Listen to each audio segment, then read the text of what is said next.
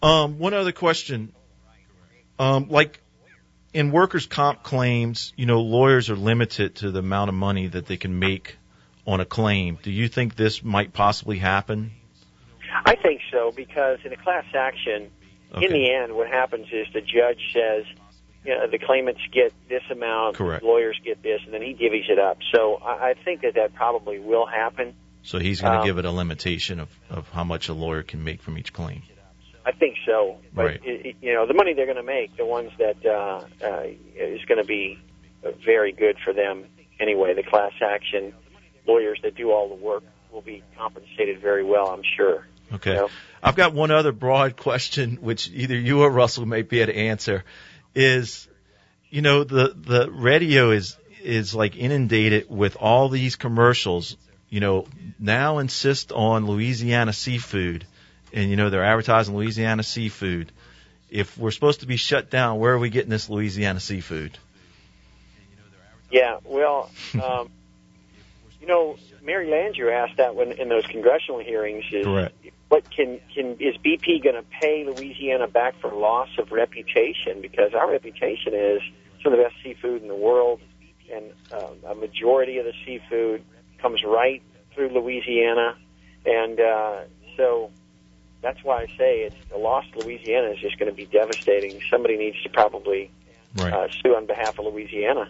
But the public should know that there's only certain zones right now that have been affected. So there are Louisiana fishermen out there still making a living, such as shrimping, oyster beds.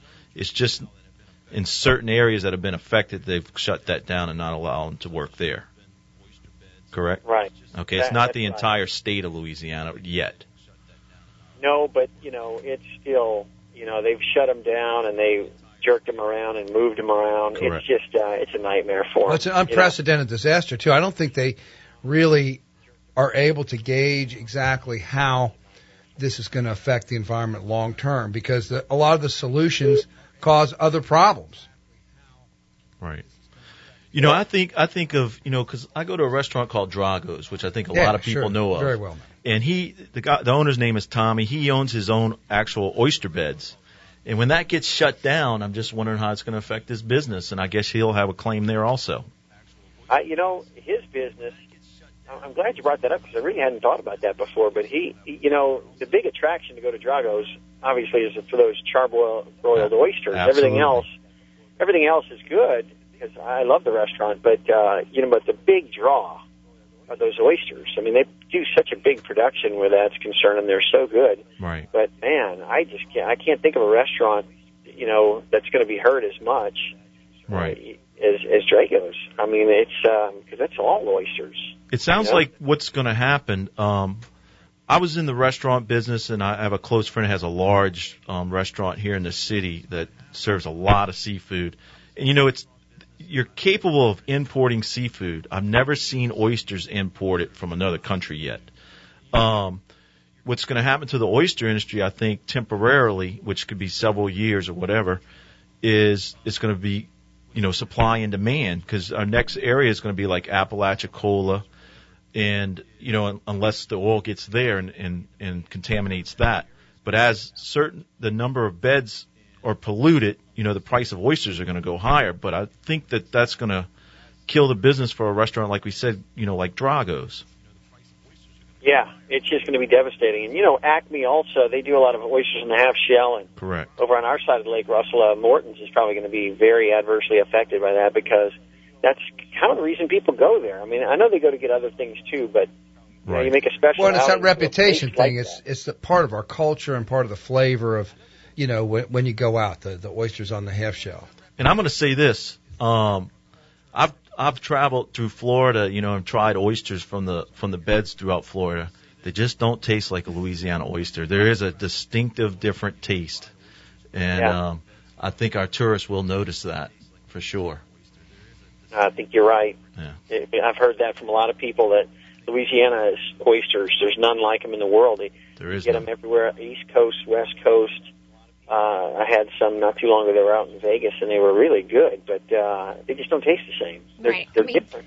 I mean, Louisiana is a sportsman's paradise. So these restaurants, these businesses are, basically they can sue. They can sue because they're going to be affected by the loss of income, right? Yeah, definitely. And, of course, that's a job in itself, from the attorney standpoint, because even if BP says, okay, we'll pay all legitimate claims, and so that you say, well, my restaurant was hurt, and they say, okay, we'll pay it. When you get into this arena, they're going to want to know, how did you calculate that loss? And that, I imagine, is going to involve a whole lot of use of, I guess, guys that are like economists that are able to calculate damages in the manner which the federal courts will accept are going to have a huge upsurge in business. I think that's the business I want to get into. I want to bring up one other thing, which is, the type of business that we're talking about, and I hate to bring this out, but a lot of these fishermen are dealing in a cash business, and I think BP is going to use that against them. It's going to be a situation where, okay, you claim you made $30,000 last year when you actually made $100,000, but $70,000 of it was cash. We're only going to honor the $30,000. What do you think about that, Arlen? Well, I used to see that a lot more than I do now. It used to be that people would say, "Oh, but I caught $60,000 worth last year." Well, did you report? No. Well, then, right. You're not going to be compensated for that. In fact, they may throw you behind in jail if you go in there and tell them you did that, because You've got to pay tax on that. But now they've tightened up on that, and most people that go to the shrimp sheds to sell, it's reported. Yeah. So there's a lot less of that now. Yeah, 20 years ago, I think it was pretty wide open, very few people paying taxes, but I think the IRS caught on to that. They started going and buying some shrimp over in Westwego and figured it out, huh? Right. Yeah, and it's just like waitresses now. I understand that they've gotten that under control, and it doesn't take them long before they can make sure that they shut that down and make sure that you pay your share of taxes, and I guess that's the way it should be too. So yeah, well, I'm just glad that they're picking on waitresses and old ladies selling shrimp instead of like big corporations like Exxon or the motor companies and stuff like that. Yeah, and they pay no tax a lot of times. Yeah, it's amazing. I'm sure they make up the difference squeezing it out of the waitresses. Yeah, and it's so funny that BP, when it first came out, when this first happened, they're one of the biggest complainers to Congress about regulation. We talked about that the first show.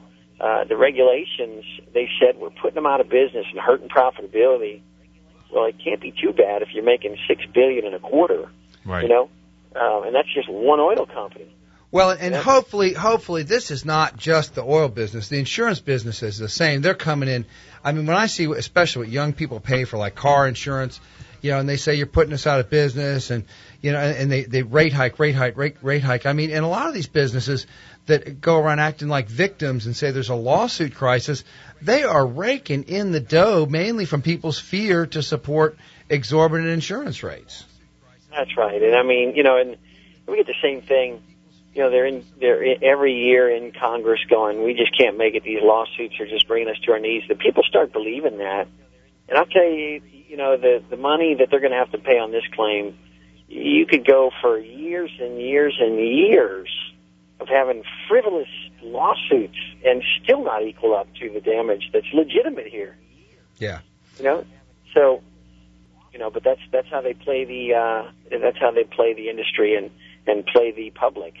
Well, and Arlen, once again, if people want to get in touch with you because they've got a claim and they feel like they need a maritime lawyer to help them with this oil spill business, tell us again your phone number. Right, sure. It's 800-256-5674. Okay, well, look, we really, really appreciate you joining us again and keeping us up to date on this, because I know it's going to be a developing story, and I'm very grateful to you for joining us today. Okay, well, thanks for having me on. All right, Arlen. Good talking to you guys. All right, bye-bye. Okay. Bye-bye. Bye. Yeah, so there you go. Still big news in Louisiana. This oil spill. Local restaurants, I guess the French Quarter is going to be affected, even though they're not right on the coast. I hate to say it, but I had a restaurant in the French Quarter, and a lot of the seafood isn't Louisiana seafood. Now, there's the state of Louisiana. In other words, all the seafood people that fish in Louisiana have started, I want to say, like a coalition where they're marketing, acts for Louisiana seafood. But I got to be honest with you, there are a lot of restaurants out there that go after the cheaper product, and some of them are just as good. I'm not going to lie about that.